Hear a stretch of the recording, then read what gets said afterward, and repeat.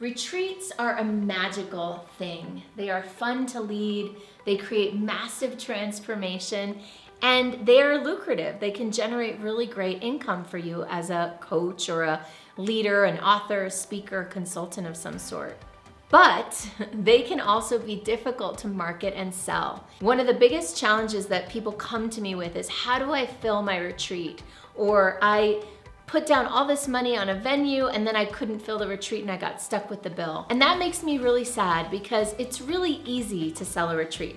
So in this video, I'm gonna share with you a few strategies and techniques that I've come up with that help me fill my retreats and that help my clients fill theirs.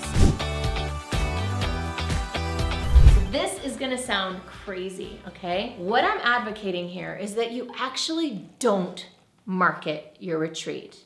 I know, that sounds wild. But what I'm saying is that people don't actually necessarily want to buy a retreat. Some people do, but most people have a problem that they want to solve. And they'd be more inclined to invest in something that solves their problem. So what I advocate you do first and foremost is figure out the problem that your retreat solves and build your retreat around that solution. And instead of marketing your retreat, my advice is that you market yourself, your expertise, your strategies, your systems, the processes that you've built, all that through thought leadership marketing, which I have a whole bunch of videos on thought leadership marketing. And that what you do then is invite people to a meaningful conversation with you. There are 4 types of retreats, okay? The first type of retreat that's valuable, that's easy to sell, is what I call a completion project retreat. And what that means is that it's a retreat where you do something, where you get something done in the retreat. Here's an example. I wanted to learn how to paint in a new way. I wanted to be more creative. So I signed up for a retreat that had as its promise, at the end of the retreat, you will have completed a painting in this new style. The second type of retreat is a skills building retreat or a learning retreat, where the outcome of the retreat is to acquire a new skill set or learn how to do something new. The painting retreat that I actually mentioned earlier is actually also a learning or a skills building retreat because we completed a painting by the end, but in order to do that, I had to learn a new technique for collage and for painting. So that was a skills building learning retreat, which is also very attractive.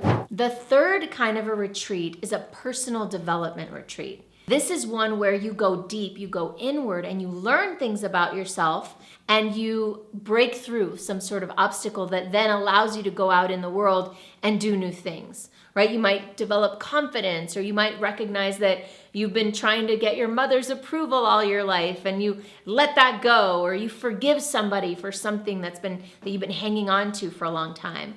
So in a personal development retreat, you go inward and do deep work that then creates an outcome. The fourth type of retreat is a community building retreat.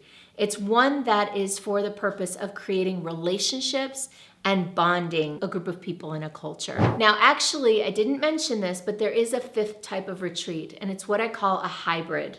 And a hybrid retreat pulls together elements from all the other types of retreats. And in fact, for example, my retreat is a hybrid of all 4. We do the completion of your business plan. You learn about pricing and packages and business models and sales processes. We teach all of that. And we do deep inner work. People have big breakthroughs about what's held them back in the past. And finally, people make relationships and they bond with each other. The more elements you can combine into one retreat, the more transformational the retreat becomes. If people are completing something and learning something and discovering something important about themselves and creating relationships with others, you have struck gold. Now that we've talked about the different types of retreats, in order to market and sell your retreat, you need to think about what are going to be your strategies to get yourself out in the world. Some of my favorite strategies for selling a retreat or for marketing it includes speaking. Speaking is my #1 absolute favorite strategy, and I have a whole bunch of videos on how to use speaking as marketing that you may want to check out. Another strategy is, if you can't get a speaking engagement, or even if you can, but you just want to do more, creating your own speaking engagements. webinars, virtual conferences, live conferences, what I call preview events. These are all ways that you can get people into a room, or either virtually or in person, to experience just a taste of what they might get in a retreat with you, and then want to take that next step, which, as I said earlier, is to have them sign up to have a meaningful conversation with you. Other strategies for filling speaking engagements include YouTube.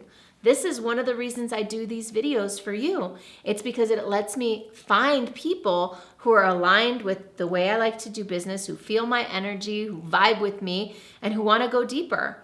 And this is one of my main sources of leads for my retreats. So now let's talk about actually selling the retreat. Now that you know that you don't need to sell the retreat or market the retreat, what you're really marketing is a conversation with you. Then it's in that conversation that the sale happens.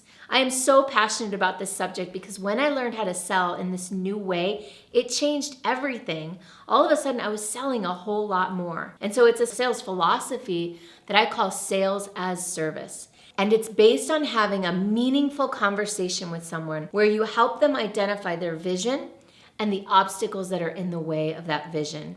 And then positioning your retreat as the solution, as the path between them and the vision that gets around or above or through the obstacle. And so the best way to hold one of these conversations is to connect deeply with someone, get into rapport, learn about their vision, identify the obstacles, and then give them some insight, some new feedback, something that they don't know, that you enlighten them on a blind spot that they're not seeing. That's the beauty of coaching, right? We see things that the person doesn't see for themselves. And so once you've done that, and once they see that you can add value to them, then the meaningful conversation takes a turn.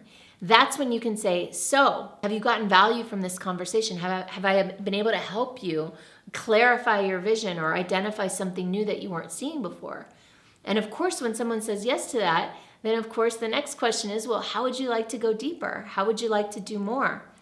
And if they say yes, and if they feel like a right fit, that's the great time to say, well, the way I work is we have this retreat, we have this program, we have this offering to achieve this outcome that you're looking for.